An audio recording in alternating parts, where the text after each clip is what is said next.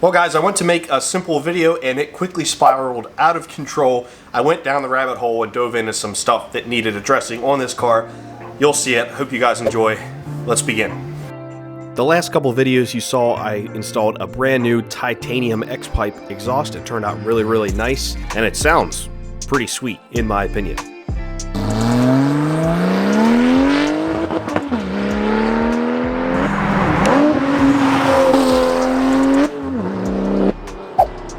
Today's episode, we're working on some exterior mods and fixes, some things that need to be done in the trunk, some lighting upgrades, and finally some speaker, amp, and wiring fixes as well.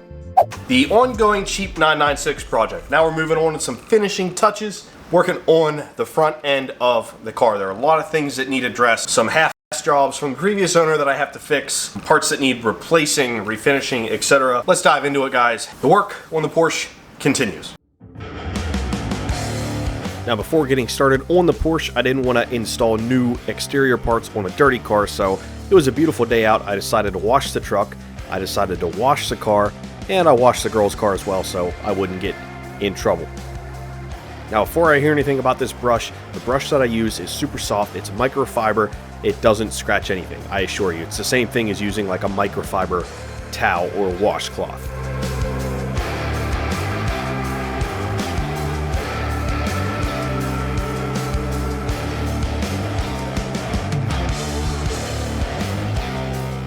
I've had this sitting around for a little bit, as well as this guy. This guy I took off, but was already there. A couple more things as well.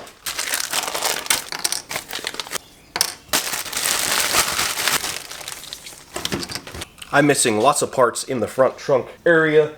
One, the old cowl that goes between the headlights and the front bumper. The car did have one, but it was all busted and chewed up. I think it pretty much just like disintegrated when I took it off. And all the cowls around the battery I have had off because I was changing the battery, jump starting it, etc, etc. And the old windshield cowl, as you can see, is pretty gross and busted and it has some missing parts, and the seal is old and it isn't very secured, so all that's got to be replaced or added to clean this area up here, at least a little bit. Now also the bulb housings for the front trunk and the rear engine compartment came in. I already have the LED bulbs for those. I have those linked below. They're the same ones that I used for all the interior in the last video, or a few videos ago. So I want to get those installed, and then we'll move on to all the cowls and all that good stuff. First things first, I got a new adapter for my NoCo Genius. This is the battery tender I use on my E36 and the Porsche. It comes with alligator clips, but to use them you have to have the cover off of the battery, which obviously doesn't look that nice. Plus you have to keep the hood open. I'm hoping with this new adapter I can keep the cowls all in place and be able to shut the hood, plug this in, and keep the battery tender on it most of the time. And if it works out well, I'll get the same one for the E36 as well. Now next up, I asked my buddy Donald to help me with the key fob. It doesn't work, it's never worked since I got it. Put in a new battery, no change.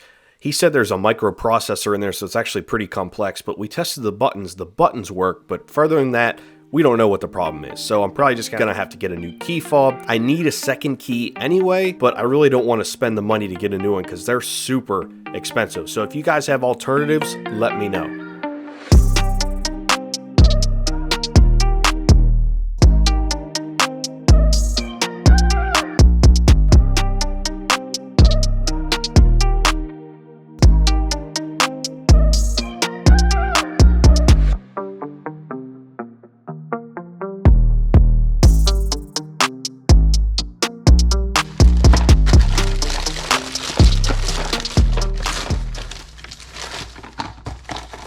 First project, simple project, installing the new light housings in the trunk and the engine bay with the new LED bulbs.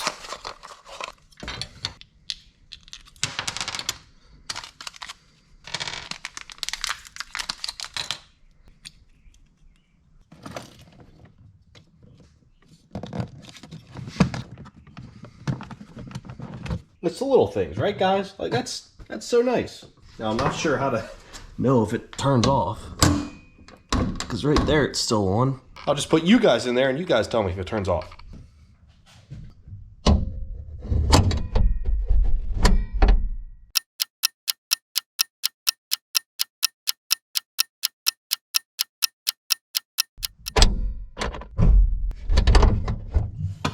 Well, did it turn off? I don't know what the parameters are with that turning on and off, to be honest, but let's put the engine bay one in.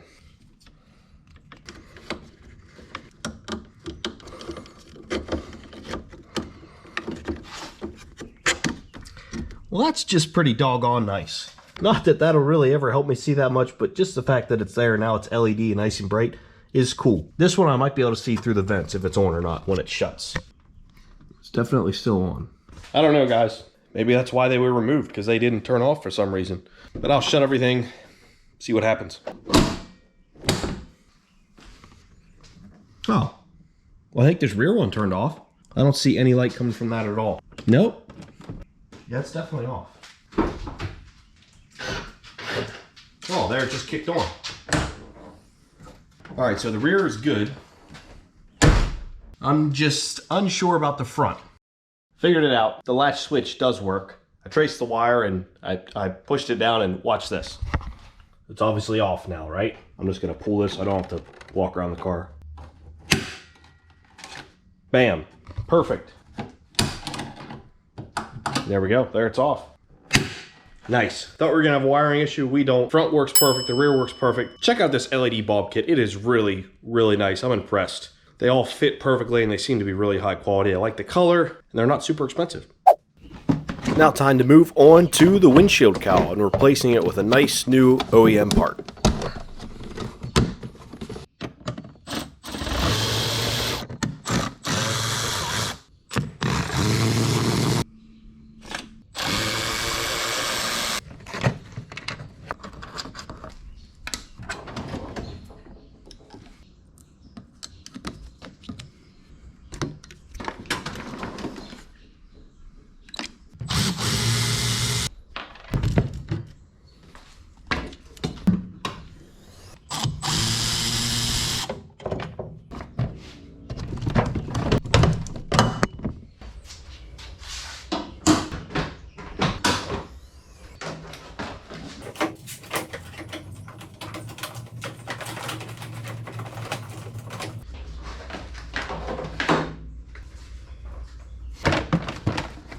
You can see that this thing clearly has seen better days. This old seal's fallen off. This mount is broken. That cover plate was missing.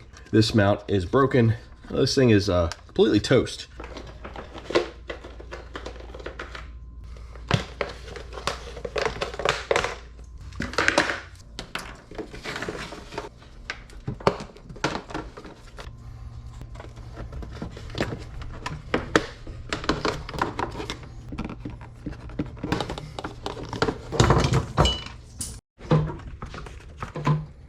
I was having trouble getting this seal to fit and stay on there, so a little bit of glass cleaner as lube seemed to do the trick, and I got it on there and it seems to stay in place. I guess I'll see after it's on the car for a couple of miles.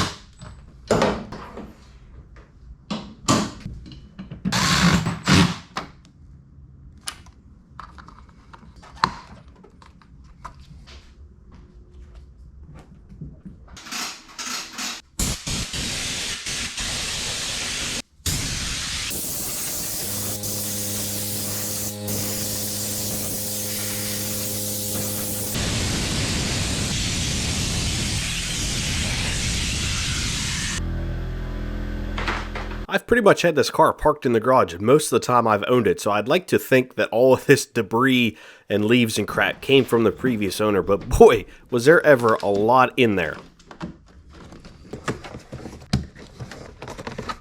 That was it. Now it's just time for all the surrounding pieces. There was a ton of leaves in there.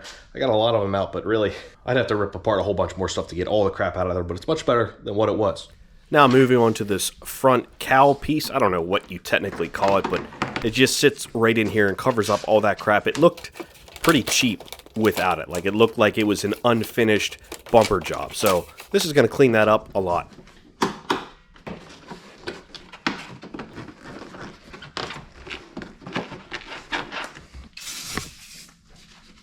Now I wanted to do just a quick cleanup before putting all the cowl covers and battery covers back in place, just to get some of the grime off of there. It could certainly use a more deep clean, but this is better than what it was. Also, all the covers themselves needed cleaning, so now's the perfect time to do it.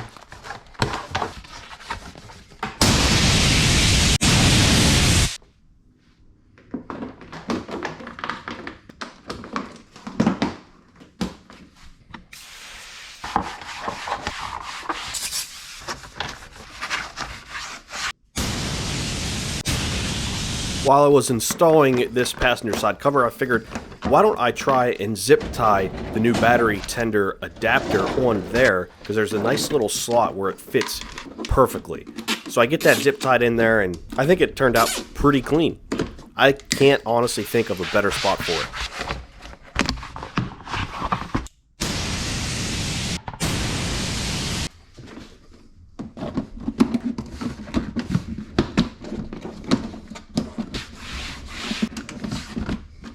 And what's nice is now that I can hook my battery tender up with just a plug, I don't have to use those alligator clamps anymore. I was able to run the wire and zip tie it up, as you guys saw, and out of the hood. So basically I can leave the hood shut, that way that light isn't on underneath there, but I can still plug it in and have it charged. I don't have to remove that battery tray cover. It's nice, worked out well. Now it's time to dive into some wiring.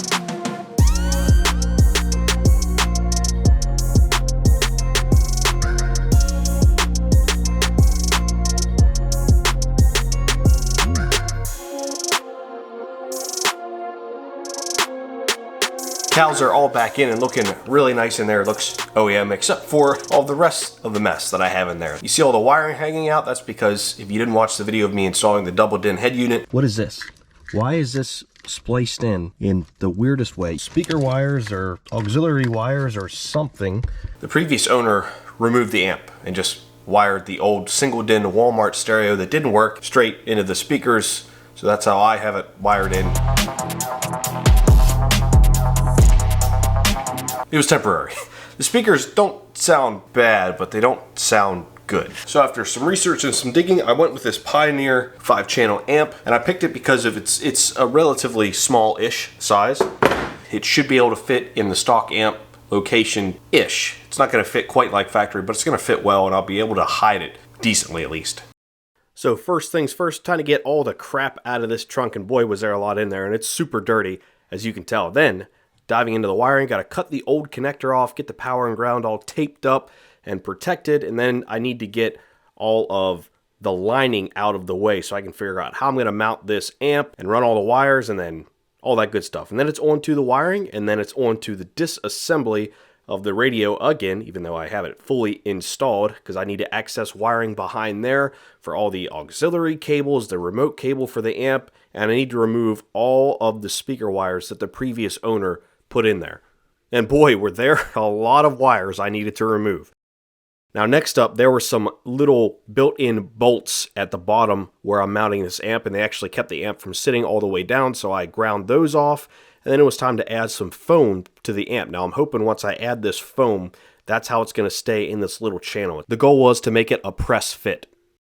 I think I got most of the wiring figured out. I got how the amp is going to be situated in there. That foam, like, just, it's in there a real nice snug fit. But, just got a package from Amazon. It's the rest of the wiring that I need.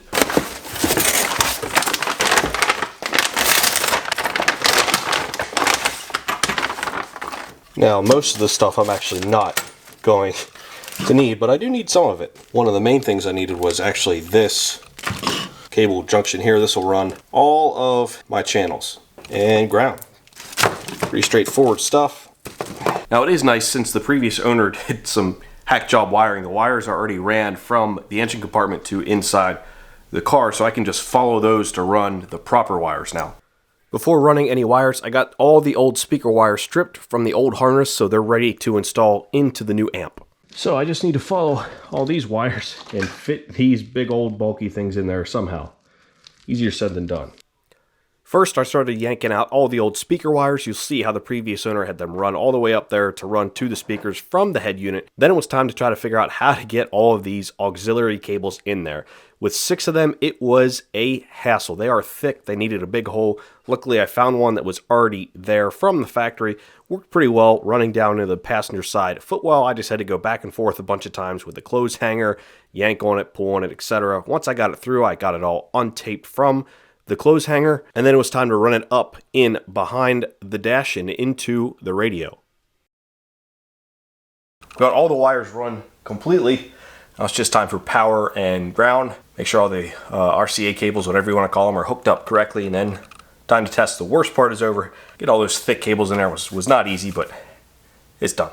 Now there was already a factory stud right there, factory ground, so that's where I ran the ground cable. That was really easy. And then it was time to cut the power cable to length, get it run into that nice built-in fuse that came with the Amazon kit, and then get that all situated where I needed it to go. I actually had to draw out the hole the previous owner had there, make it a little bit bigger so I could fit that new power cable along with a nice new grommet. That way it doesn't get chewed up. Now once that was finished, I moved on to the speaker wires and hooked up each of them. I had to reference, diagrams and all that stuff to figure out which did which, but that wasn't too bad. Got that figured out, and then it's going to be time to test it pretty soon.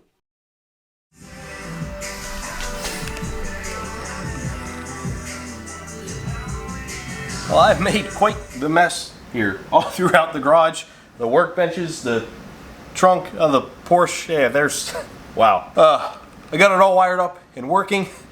I have to mess with the settings some more. There's a lot of settings to go into. I'm not an audiophile, that's how you say it, at all. So I just learn as I go. I don't need the best sound, I just want it to sound good, because it sounded horrendous before with no amp. I'm gonna get everything buttoned up under the trunk, all the wiring nice and tucked and hidden away, all the covers back on, even though I just put them on, took them back off to do wiring, etc., etc. Get the inside cleaned up, get all this crap cleaned up, show you the finished result. Also got some new merch. This shirt seems appropriate, especially for this car. And I'm really, really happy with this sweatshirt. This is an all embroidered sweatshirt. It's really simple, just a nice 996 outline right there. Really happy with that, super pumped. This is a heavyweight sweatshirt, so it's a little thicker, a little better quality. The embroidery, I think, looks nicer and is a little more heavy duty than printing per se. It does cost a little bit more, but I think it looks pretty sweet. Every $5 gets you 1 entry to win a Milwaukee 3/8 high-speed ratchet. That goes to the end of this month, the end of April, so time is running out. It's for USA residents only, though. I'm gonna expand it in the future. This is my first giveaway. I'm still learning. Now that everything is tested and working, it's time to put it all back together. I start with the inside, put the radio back in, the dash panel, all the electronics. That goes pretty easily. Clean up the wiring under the passenger side dash, and then it's on to the trunk.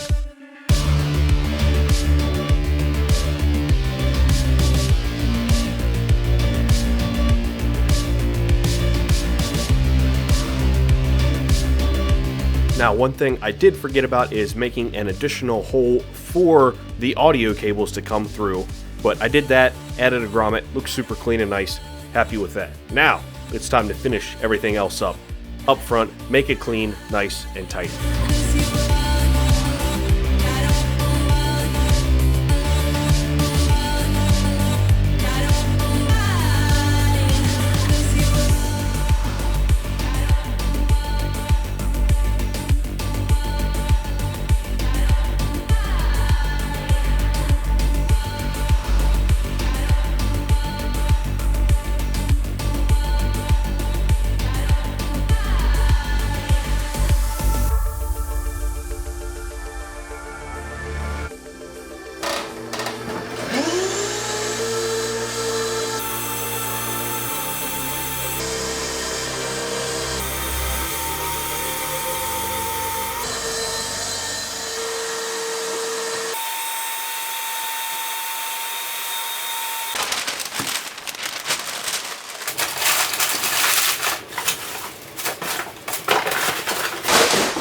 For a second, I thought this was stock, but no, the previous owner used, looks like balsa wood, and just sort of haphazardly glued some felt to it. This was to go on top of the old, I don't know what the point of this is.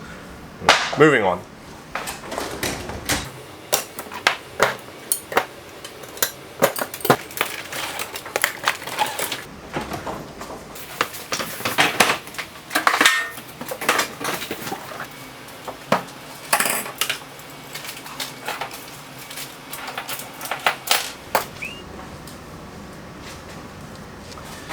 This is all extra wiring I got rid of from the previous owner. Goodness gracious.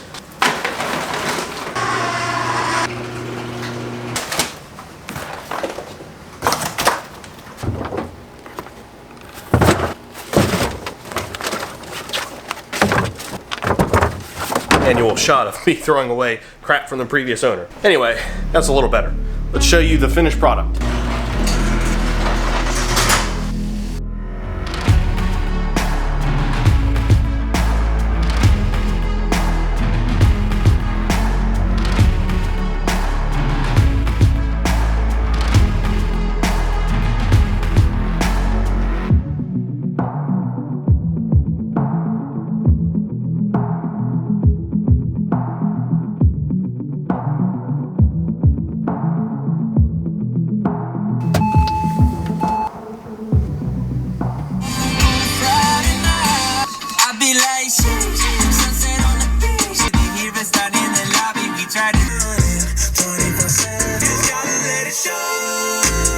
I'm super impressed how everything sounds. Man, did I have to do a lot of setting digging on the amp itself and then in the unit itself, because if you guys didn't know this, I'm not very good with colors, so sometimes like green and red look the same.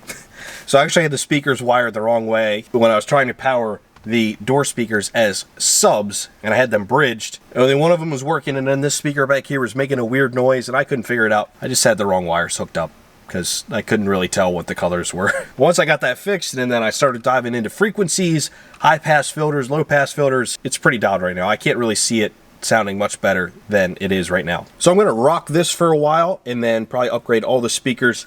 I'm not sure what I want to do sub-wise yet. I would like a little more bass, so I'm deciding if I should just get more powerful little like mini subs in the doors, because that's technically, they're hooked up as the 5th channel as subs, or if I want to just add a little built-in sub and amp like back there somewhere. The previous owner already ran wires back there, other than the ground wire that he self-tapered into the car. Another fine example of just excellent wiring. We got two, not one, but two self-tappers holding this ground wire in. But there's already a power cable running back there. It's not hooked up right now in the battery, but there's already a remote wire and there's already the audio cable, so it really wouldn't be hard to do. It's not gonna look that good, so I don't know. We'll see.